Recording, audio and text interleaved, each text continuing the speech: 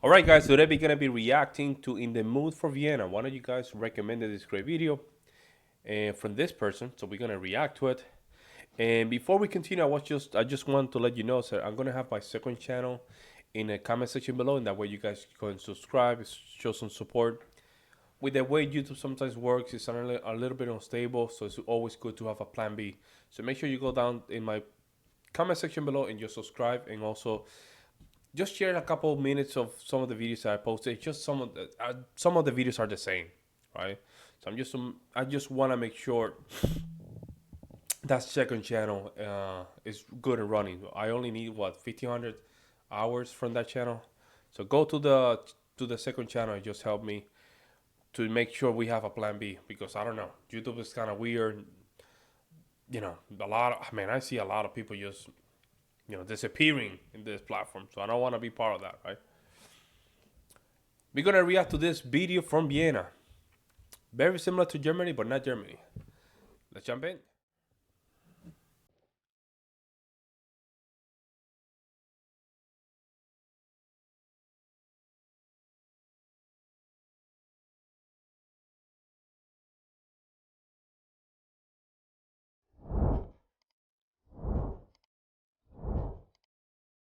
Places are often measured by the trail of legacy they leave behind, and the one that they live up to in our present time. And perhaps there's rarely a more remarkable example than Vienna, a city that lives up to its name. It's beautiful, huh? Throughout the years, I've always wanted to go to Vienna and see it from my own eyes. The city's name writ large all over history books, on literature, a few favorite films, travel guides, even from the word of mouth on friends' lips, delicately spoken around literate and artistic circles, often addressed with great admiration. That European capital of elegance, that classical city of music, Yeah, let's go. of incredible art and iconic architecture, Let's go. that city of unparalleled imperial beauty. Two greatest, Now right? that I've finally I seen think Vienna, Beethoven was born in Vienna, right? Died in Germany, I think. And Mozart's from Vienna. Let me know if I'm wrong in this one. I don't remember. And soaked up in its rapturous atmosphere, I could say that I am smitten. Without a scintilla of doubt, this is one of the great cities of our time.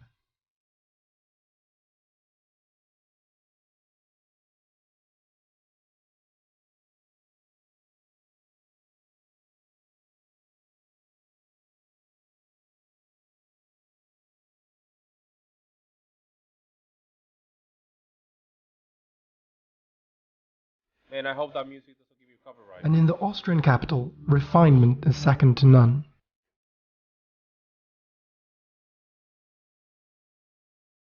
Classy. At first glance, Vienna is regal and imposing, its buildings grand and stately. History. Thanks to its legendary imperial history, the influence of the Holy Roman Empire, and the vast wealth of the Habsburg dynasty.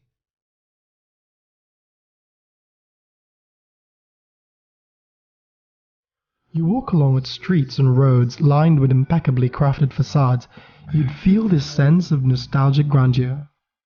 A city that aimed and attempted in achieving a perfected gilded glory. And achieved and perfected it did.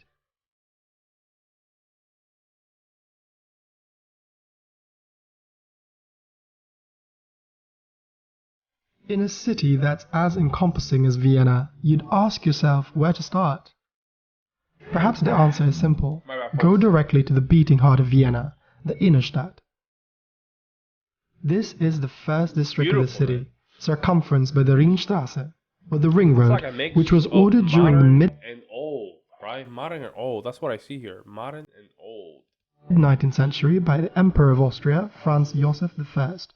When the city took down its fortified medieval walls and instead laid out this grand circular boulevard that contains much of Vienna's cultural, imperial, and artistic masterpieces.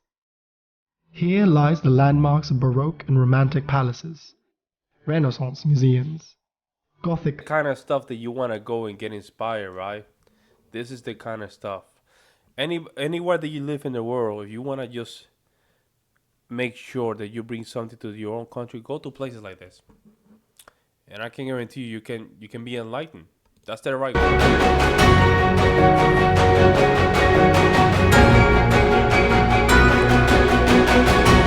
The Christkindlmarkt in Rathausplatz, the biggest in Vienna, drawing crowds and offering over 150 booths of Austrian culinary treats, punch, glühwein, and all kinds of handicrafts you can imagine, including snow globes, which was invented here in Vienna.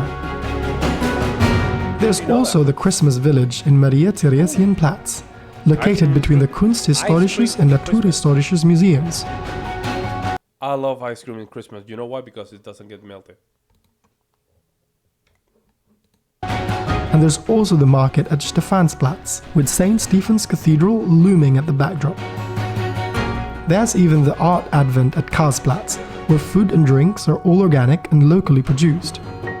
You can even go imperial at Schloss Belvedere, a truly elegant setting for a Christmas village. Elsewhere, Vienna is laid out majestically, with plenty of things to do and places to see.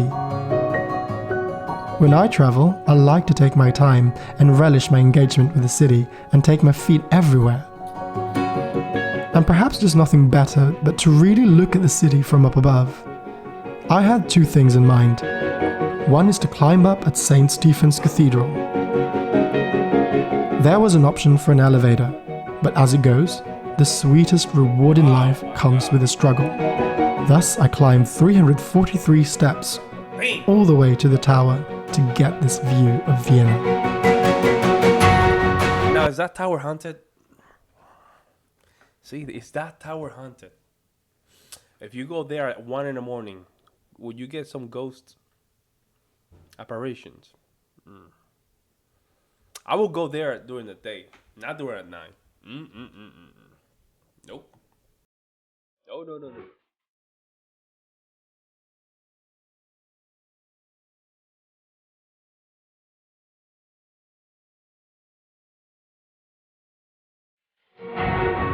Next up, I went to Prater, the largest park in Vienna's second district, Leopoldstadt, and took the iconic Wiener Riesenrad.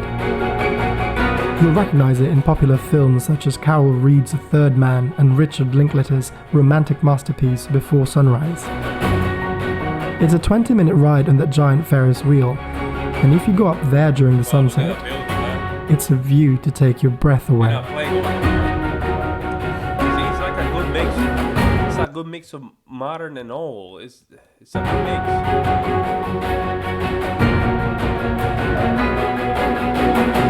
Both in past and present, hardly any city have focused its energy, ambition, and pride on artistic and cultural achievement. In this sense, you can feel the passion in Vienna and its high regard for the arts and culture.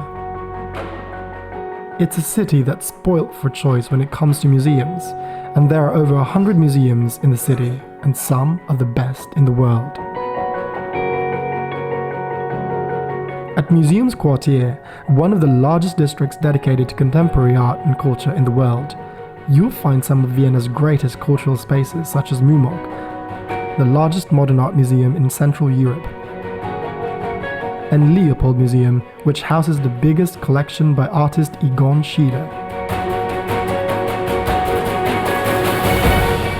Nearby is the Kunsthistorisches Museum, with this stunning neo-Baroque building that's quite possibly one of the most ornate museums on the planet.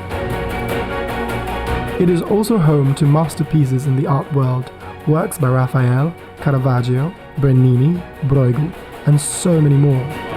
And don't forget to check out the Cupola Cafe, located right at the very... The music in the background, it's not doing it for me, folks. It might be because I'm a musician. It's too much.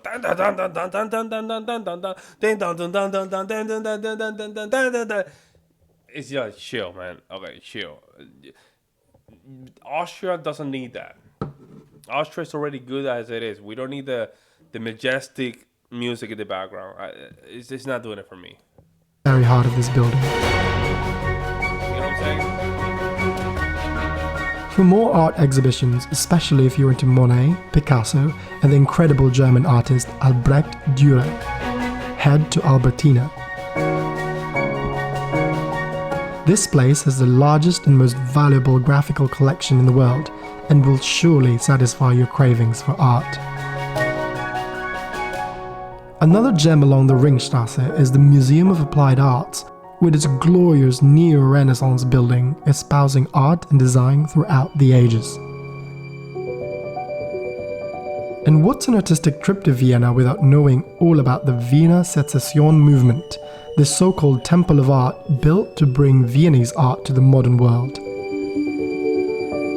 Go in and gaze lovingly at Beethoven Frieze, painted by the movement's founder and one of Austria's greatest artists, Gustav Klimt. Speaking of Klimt, I took my aesthetic journey to a grand culmination at the exquisite Schloss Belvedere, this Baroque palace which also happens to be a museum, containing one of art world's divine treasures, The Kiss by Klimt.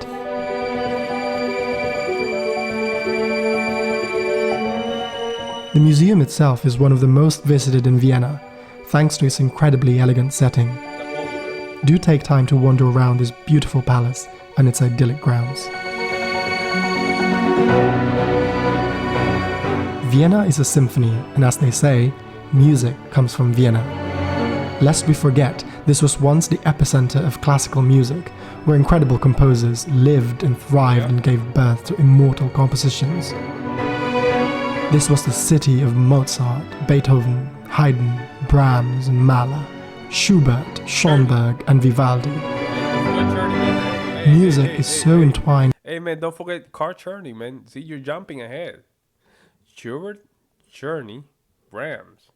Hey, you have to be careful. Hey, I know car churning people hate it because he does a lot of piano etudes, but he was a great composer as well. So let's just not forget about him.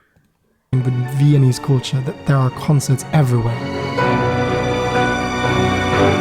Music is so intrinsic in Viennese life that at New Year's Eve, Strauss's The Blue Danube sends people waltzing around the streets of Vienna.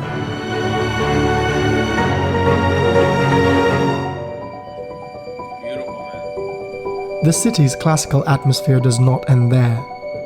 For a regal experience, go to Schloss Schönbrunn, which is, without a doubt, one of Europe's most magnificent imperial palaces and gardens. Wow. It's just, I want them to keep this culture for the next thousands of years, man.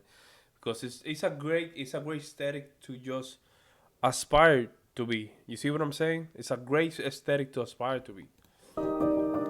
In some of the classic coffee houses, you don't have to buy anything. You just sit down there and you sit down and you just relax.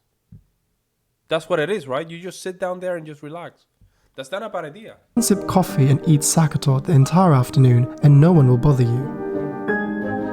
Thankfully, these warm, cozy cafes make for great shelters from the cold, wintry weather outside. The world goes on, but inside here, it's as if time has slowed down. This period coffee house was also used as a film setting in Linklaters Before Sunrise, and recently David Cronenberg's A Dangerous Method, which featured Sigmund Freud, who was at the time a regular in this cafe. And you can't really talk about Vienna without the mention of psychoanalysis and intellectualism. For these period coffee houses, from Café Sperl, from the elegant Café Landmann to the vaulted ceilings of Café Central and the old-school Café Heine, have all been the second homes of great thinkers, writers, artists and intellectuals, where some of the groundbreaking... It's in the air, right? You can feel it like it's in the air. You know, something like this, you should have it in your life to just get that, you know, that muse, right? 19th and 20th century ideas were passionately, fervently formed.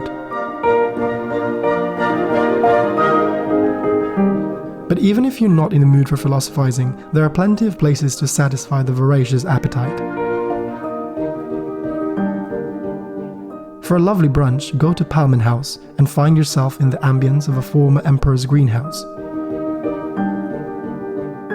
For local Viennese delicatessen, go to the popular Zum Schwarzen Kamil, or even the gourmet wonders of Julius Meinl just along the road. And for another great place for schnitzel, head to Meisel in Schaden for that classic Wiener schnitzel with garnishes, as served to past patrons like Stefan Zweig and Freud himself. Later, for glorious cakes, since Café Saka is always packed, go to Café Gerstner and indulge in Sake-Torte or even a Gerstner Torte, as you savor them in the gilded salon upstairs. Or go to Café Diglas, which is very popular for their fresh homemade cakes, and when you're in luck, a little piano concert as time goes by. And if So basically, they're kind of Germany, right? So they're Germans. Well, I have to be careful here. Are you guys German? Are you guys German? Or you guys are not Germans? Or Germans are Austrians? Does that make sense? Are Germans Austrians or Austrians are German? Let me know in the comment section below. you're craving for a more bohemian open-air market experience, you'll find it at Naschmarkt, Vienna's largest and most beloved market, offering over 120 food stalls where you can find almost anything. It's a great place to eat, to drink, and explore so many different delicacies and cuisines.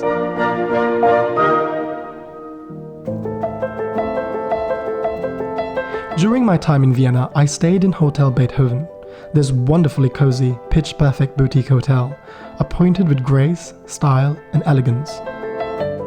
Its 47 different rooms are each uniquely decorated and dedicated to Vienna's art, music, design, and culture.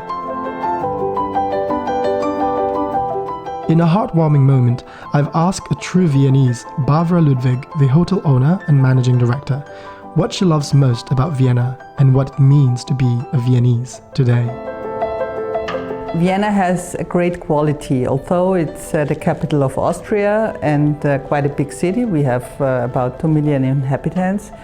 It's really a cozy city and a slow city. So it's not like London and New York and Paris, which are really fascinated international metropolitans. You still can feel the spirit of the past, and it's still a little slower. Keep it like that. The second thing which... Keep it like that. You don't want to be New York. You don't want to be London. Keep it like that. I really like is the spirit of the art and the music. And Vienna used to be the capital of a really great imperium. They collected a lot of art and spent a lot of money in art and culture, and you still can feel that spirit. So a typical Viennese is a great mixture of the best of Europe, I would say, and we can be proud of that. Hopefully, I don't know if it's true, but I know a lot of Viennese, we are very open. We have a lot of tourists and we are happy about them, and it should remain like that. You know, always be open and welcome guests and friends.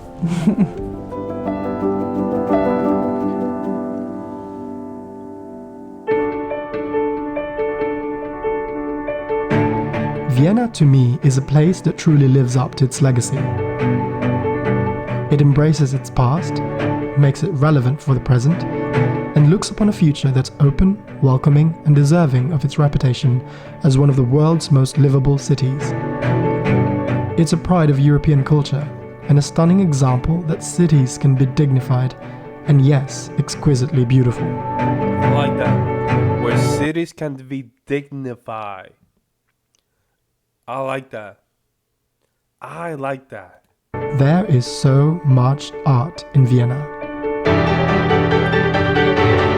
I've barely scratched the surface, and for this, it's a destination for lovers of art and music and architecture, and delightful visits in coffee houses and dreamy palaces. I cannot wait to go back again, to see another side of life in Vienna.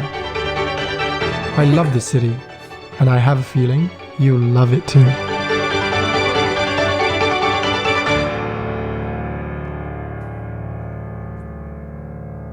Hey, beautiful, man. Vienna. I only went to the airport. Beautiful airport. You guys have one of the most beautiful airports in the entire world. I like that. Liked it a lot. Video was very good, man. A lot of informative things. Now, here's the question. You know, probably a lot of you guys are gonna go back and forward. Now, again, are German Austrians or Austrians are German? That's a good question. And I noticed you guys share a lot of similarities, a lot of culture, a lot of things that I saw here, like the cake thingy, the pastry, very Germany. But I don't want to see Germany when it's Austria. Does that make sense? So you guys have to help me in the comment section below, right? But beautiful. Keep that culture going, man. I'm very excited to go to Europe, especially those two. So Spain, Germany, and Austria is one of my three, and then Sweden and Iceland as well. Iceland. I would love to go to Iceland and Greenland. I don't know if Greenland's Europe. It's just more North American. But those are the places that I want to go. Uh, Vienna is in my list. Vienna is in my list. But let me know what you guys see in the comment section below. Like always, guys, I will see you in the next one.